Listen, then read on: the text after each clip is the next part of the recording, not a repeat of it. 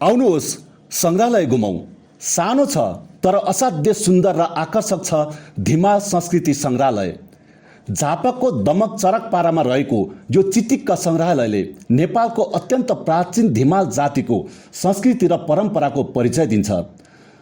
तपाईलाई यो सङ्ग्रहालय घुमाउँदै हुनुहुन्छ दमक नगरपालिका वार्ड नम्बर 9 का अध्यक्ष रामबहादुर धिमाल।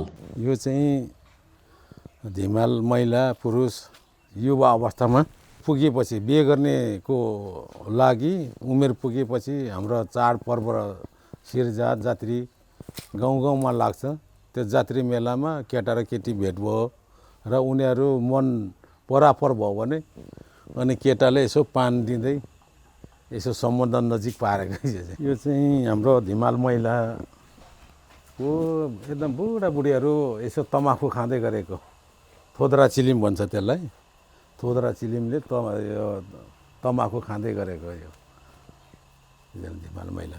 यो चाहिँ धिमाल गाउँका बुढापाकाहरूले त्यो माछा मार्नको लागि जाल बुन्दै गरेको यो जाल बुनिसकेपछि खोलामा जाल थापेर माछा नमारिकन विष नहालिकन यो जालले माछा पारेर निकालेर खाने।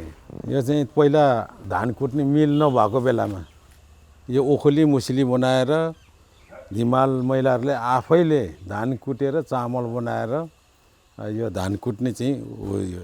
अनि यहाँ चाहिँ हाम्रो पहिले यो जङ्गल अवस्था हुँदाखेरि हरिण बँदेल प्रशस्तै थियो, बाघ भालु चितुवा प्रशस्तै थियो। शिकार खेल्नलाई गाउँकाहरूले ठुलो जमात भएर शिकार खेल्न जानुपर्ने। अनि त्यतिखेर बँदेल मारेर ल्याएको यो शिकार खेल्ने अवस्थाको त्यो जनाउँछ यसले चाहिँ। यो चाहिँ हाम्रो धिमाल पेटानी बुन्ने। धिमाल पेटानी 3-4 खालको बुन्छ, यसैबाट बुन्छ।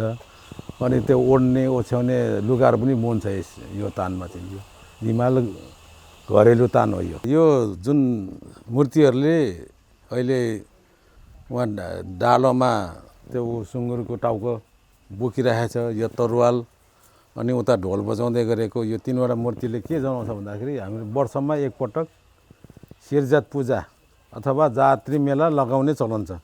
यही ग्रामथानहरूमा चाहिँ हामीले त्यो पूजा गर्दा र त्यो उठाउने बेलाको चाहिँ यो चित्रण हो। यो शिरजात पूजा गरिसकेपछि उठाउने बेलाको त्यतिखेर धेरै अब कुखुरा हाँस परेवा सुँगुर पाठा बोका भाकल गरिन्छ। त्यो भाकल गरेको पूजा चाहिँ यही ग्रामथानमा पुजिन्छ। यो किन गरियो भन्दाखेरि पहिला जङ्गली अवस्थामा औलो र हैजाले धेरै धिमालहरूको चाहिँ देहासन भयो। अहिलेको कोरोनाले जसरी गाउँ प्रभाव पार्यो त्योभन्दा पनि बढी औलो र हैजाले धेरै धिमालहरूलाई चाहिँ त्यसरी बिरामी भएर चाहिँ मरेको अवस्था हुँदाखेरि अनि गाउँमा जान्ने यसो तन्त्र मन्त्र जान्ने धामीहरूले चाहिँ अनि गाउँ बन्धन गरेर अनि यो भाकल पूजा चाहिँ यो शिरजात जात्री वैशाखदेखि असारसम्म लाग्ने शिरजात जात्री पर्वमा चाहिँ पूजा गरिन्छ। यो त्यतिखेर ढोल बजाइन्छ, यी तरवाल नचाउँदै यसो बाटो फाँड्दै गरेको गीतहरू छन् यसमा। यो हाम्रो चाहिँ यो सिमलदङ्गे थोरको चाहिँ यो हनुमान पुज्ने चलन छ कि हनुमानको मूर्ति राख्यो। त्यहाँ गणेशको किन राख्यो भन्दाखेरि सिँगै हात्तीले पूजा गरिन्छ। पहिले जङ्गली अवस्थामा बाघ भालु हात्ती चितुवा आएर साह्रै दुःख दिने अवस्था हुँदाखेरि अनि त्यसलाई हात्तीलाई नै पूजा गर्ने चलन गरेपछि गाउँमा त्यो हात्ती आक्रमण गर्न छोडे भन्ने खालको हाम्रो पुर्खाहरूको भनाइ छ। यो धिमालहरूको ग्रामथान, कसैले ग्रामथान भन्छ कसैले महाराज थान भन्छ। नयाँ वर्ष आइसकेपछि त्यही अघि औलो हैजा लागेर मान्छे धेरै मर्यो, गाउँ नै धेरै शून्य बनाइसकेपछि अनि भाकल गर्ने। भाकल गरेपछि नयाँ वर्ष सुरु भएपछि अनि यहाँ पूजाआजा गर्ने यो महाराज थान ग्रामथानमा चाहिँ।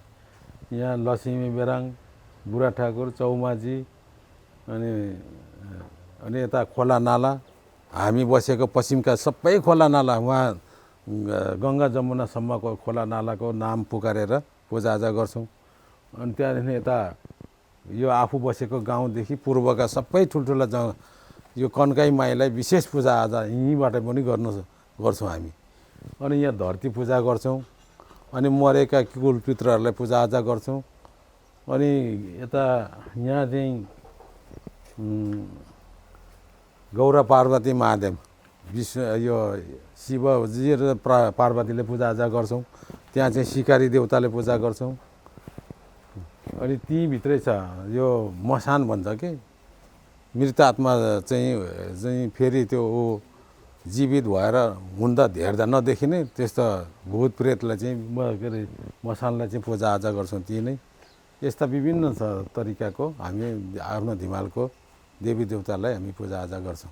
अनि यहाँ पनि पूजाआजा गर्छौँ। 2-3वटा छन्। हाम्रो यो सत्ययुगदेखि नै पूजाआजा गर्दै आएको सुनवर्षी मेलामा हामी रासमरी भन्छौँ, तर अहिले सुनवर्षी मेला भन्छ कि त्यहाँ सुनवर्षी मेलाको देवतालाई यहीँ मान्छौँ। अनि बाडाजी महाराज भनेर उता धरानमा छ नि बाडाजी महाराज हो, त्यसलाई पनि पूजाआजा गर्छौँ यहीँदेखि नै। अनि यहाँ त्यतिखेर धिमालहरूको यो सुनवर्षी मेला हामी चाहिँ रासमरी भन्छौँ हाम्रो धिमाल भाषाबाट। हामी धिमालहरूले नै पूजाआजा गर्दै गरेको ठाउँ यो मोरङको सुनवर्षी मेलामा। अनि त्यहाँको पनि पूजा गर्छौँ। अनि यो राजा रानीको पनि यहीँ पूजाआजा गर्छौँ। यो अहिले यो कानीपोखरीदेखि माथि लेटाङ राजा रानी छन् नि हो, त्यहाँको पनि देवी देवताहरूलाई यहीँ पूजा गर्छौँ। उहाँ पनि यसो ग्रामथानहरू बनाएर पूजाआजा गर्छौँ राजा रानीमा पनि। अनि यता यो पूर्व यो जुन 4 आली जुन सैनिक क्याम्प छ त्योदेखि दक्षिण त्यहाँ धिमालगढ पुरानो 1700 वर्षभन्दा धेरै अगाडिको रहेछ त्यो पुरा त्यो सेना प्रहरीले आफ्नो त्यो माओवादी युद्धकालमा चाहिँ बङ्कर बनाएको थियो नि हो, त्यस्तो त उही द्वापर युगमा पनि रहेछ क्या। त्यस्तो धिमालहरूको बालबच्चा महिलाहरूलाई लुकाउने, आफू चाहिँ युद्धमा जाने त्यो एउटा ठुलो पोखरी छ भित्रै खनेको, त्यो पुरा त्यो बङ्करले घेरेको छ। अरूले त्यतिखेर त बन्दुक नभए पनि खालि तीर धनु मात्रै थियो अरे त्यतिखेर। तीर धनुले हान्दाखेरि त्यही बङ्करमा अड्किने थामिदिने त्यस्तो खालको त्यहाँ इतिहास छ। त्यहाँ हरेक वर्ष 5 गते 3 गते मेला लगाउँदै थियो, जात्रा मेला पूर्वका धिमालहरूले।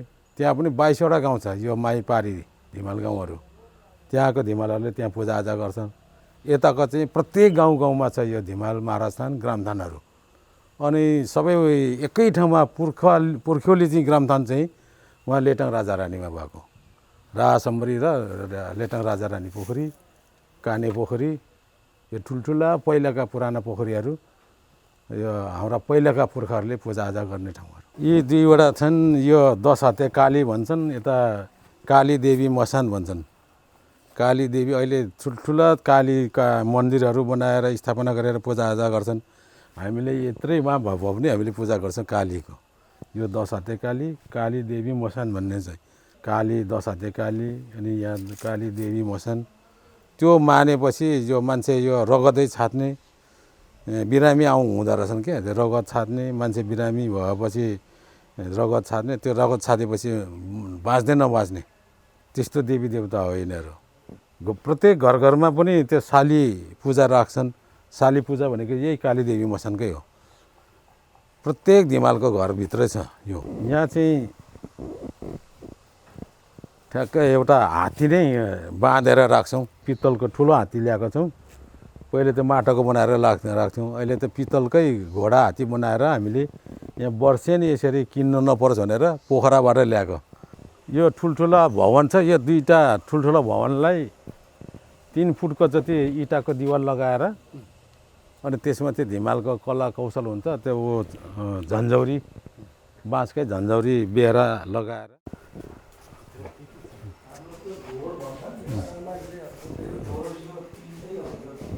यो चाहिँ माछा मार्दाखेरिको डुङ्ग्री, माछा राख्ने डुङ्ग्री। अनि यो सबै यो माछा मार्ने डुङ्ग्री हो। अनि यो धेरै पानीमा चाहिँ यो पोही भन्छ, धेरै पानी हुँदाखेरि त्यो छ्यापछ्याप यो पोही जालले छोपेर माछा पार्ने। अनि खेतबारी साना साना पोइलीमा चाहिँ यो माछा मार्नको लागि यो धोक्सो थापेको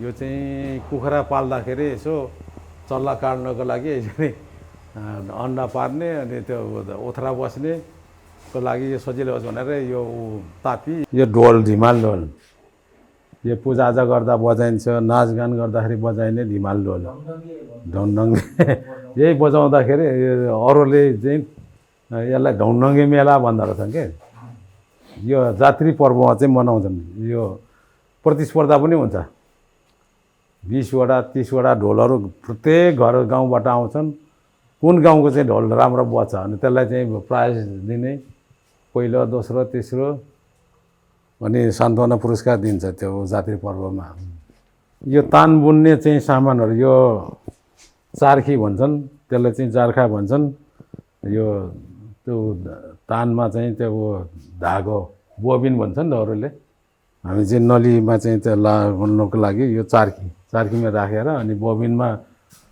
माङ्कु भन्छन् एउटा त्यो माङ्कुमा छिराएर तान बुन्ने